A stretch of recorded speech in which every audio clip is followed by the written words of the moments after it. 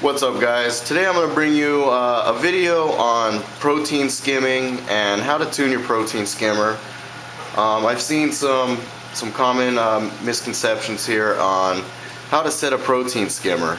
So I just want to help clarify people that may be new to the hobby or have been in the hobby of keeping salt water but maybe new to protein skimming, and just a general overview of how I set a skimmer up and the best way to get good skim mate out of your skimmer.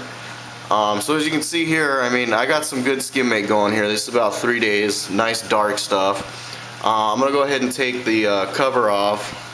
For those of you who've been following me, I covered my sump just to see if that'll help with my evaporation. I've been going through about 3 to 5 gallons of evap a day, and it's not even summertime, so I'm just trying to see if this will help me out. So anyways, let me get the cover off, get this video rolling.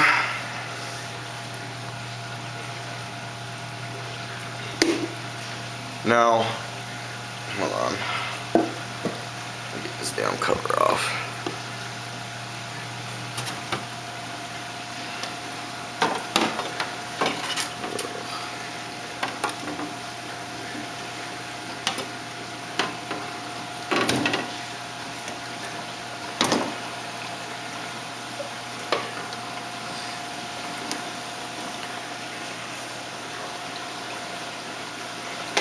Alright guys, so as you can see where my bubble is, my bubbles are not all the way up to the top of the neck of the skimmer here. Actually, you know what, let me go clean this so I can give you guys a better view. I might as well just take you along for the ride.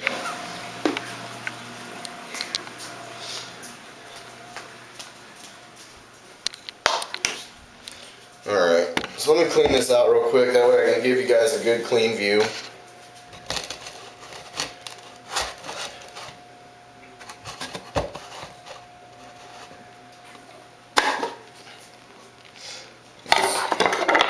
See how dark my skim is? And you can see I got big particles, so I'm getting full suspension of the big proteins, even the non-broke down stuff. And see how dirty the inside of that neck is. So let me get this cleaned up real quick.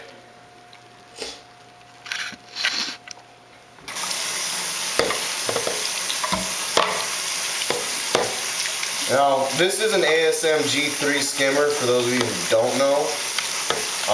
But this tuning video is going to apply for most of the skimmers out there.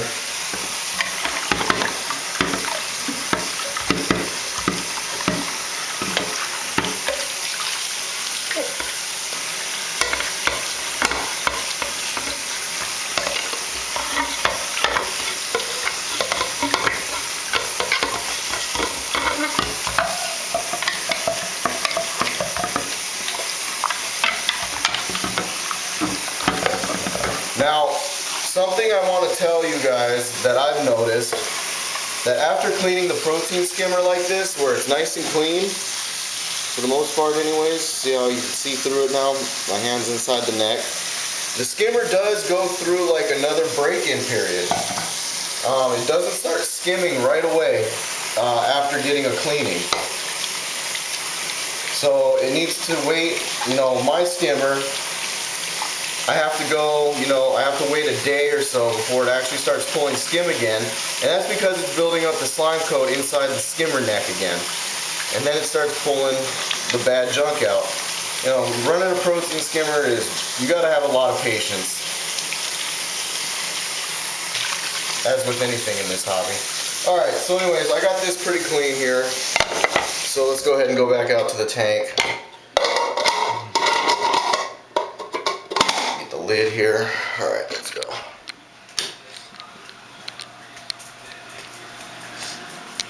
Alright, let me get you back on the tripod. Alright, so as you can see here, my bubbles start right at the base of the neck here of the skimmer. So when the cup's on, you can see, move, that I don't have bubbles way up in the neck here. You have to have the neck, the inside neck here, right here that my hand is in, that's available for the skimmer to be able to create a foam head. When you have your water level up really high, you're not giving your skimmer a chance to create a foam head to pull the organics out. So as you can see, when I pull my cup off, there's no spilling of my bubbles here. You know, my skimmer's not overflowing, you know, but give this a couple days here, sitting just like this, and I'll get a nice foam head rising in this skimmer neck here.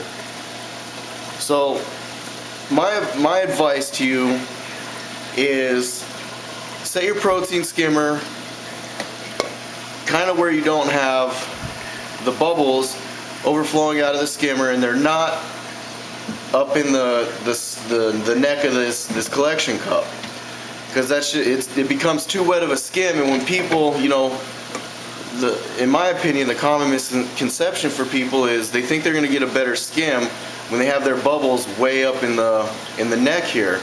Really, you're just going to end up pulling a bunch of water out. So you got to give your skimmer the chance to create that foam head inside the collection cup neck here. Put this back on.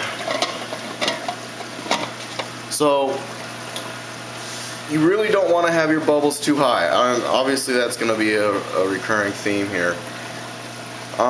You can raise it a little bit to where the bubbles are just barely in the neck of the skimmer cup, but any higher than that, you're basically just going to be pulling water and not allowing your skimmer to create a foam head to pull out all the organics, all the, you know, the heavy materials. And you saw when I dumped it, I had a lot of solid particles. Now, when your skimmer, when your bubble count, when your bubbles are too high in the skimmer neck, they don't get trapped in any foam head and they just go right through the skimmer and eventually end up staying in your skimmer or coming right back out, you know, whoops, coming back out the discharge of the skimmer, and they don't end up getting suspended. So you got to give I mean, look, you can see here I have no bubbles at all in the neck of my skimmer. They're still all down here. But by the end of the day, I'm going to have bubbles coming up into the collection cup and eventually going to be filling up my collection cup. So it's a patient thing. You really got to be patient with it. You got to give it a couple days, and especially if it's a brand new skimmer where it's only a couple of days old, it's not broken in yet. I mean, it took, you know, this thing probably about a week and a half before it was fully broken in. And like I said, when you clean it, it kind of goes through a little bit of a break-in period again. So that's my advice to you guys is, you know, more bubbles in the neck of the collection cup isn't a better thing. You're not getting any suspension of anything, and you're just going to end up pulling really clear water, or you're going to have really, really clear, really light green skim mate. I mean, you saw how dark mine was. It was, you know, almost black. But you can see here that my bubbles are way down in here. So give your skimmer some time to create a foam head. It takes time and it's really annoying because, you know, you're not seeing any results right away. But just give it time and I promise it'll work out for you. You can see, well, maybe you can't see. Let's see if I can get a shot. You can see there that I'm starting to get a foam head started. And I don't ever touch once I had this set, and that's another thing, guys, it takes a long time to find that happy place for your skimmer with dialing in the water level, and if your skimmer has a separate air intake adjustment, it takes a while to find that happy medium of where everything's going to be set at.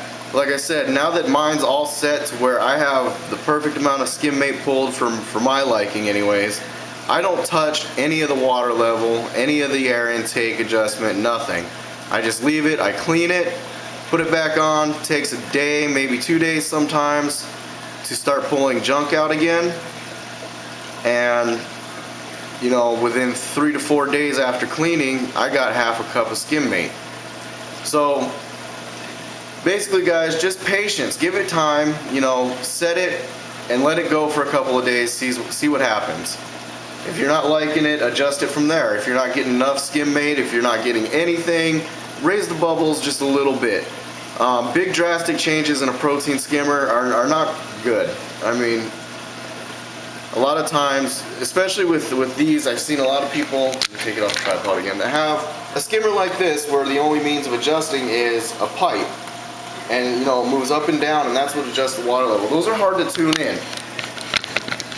So you gotta be really patient, little small adjustments, and you know, just give your skimmer a chance. Excuse me, wow. I feel like I went through puberty again. But you can see here, watch, I'm gonna pull this off and you're gonna see I'm gonna have a little bit of spillover now because it's starting to create a foam head.